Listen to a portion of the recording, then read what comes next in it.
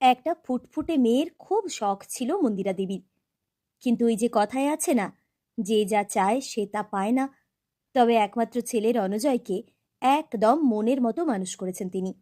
রণজয় পেশায় ডাক্তার। অতি বড় শত্রুতেও তাকে খারাপ ছেলে বলতে পারবে না।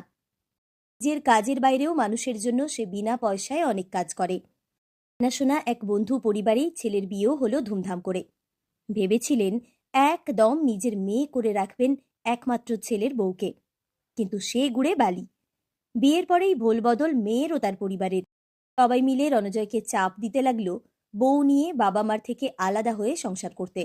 মন্দিরা দেবী ও তার স্বামীর তাতেও অসুবিধে ছিল না, কিন্তু নিজে ব্যাংকে চাকরি করেও রণজয়কে আরও চেম্বার করো, আরো বড় গাড়ি চাই, যখন বলবো বিদেশে নিয়ে চলো, এসব আবদারের বহর বাড়তেই থাকে তার।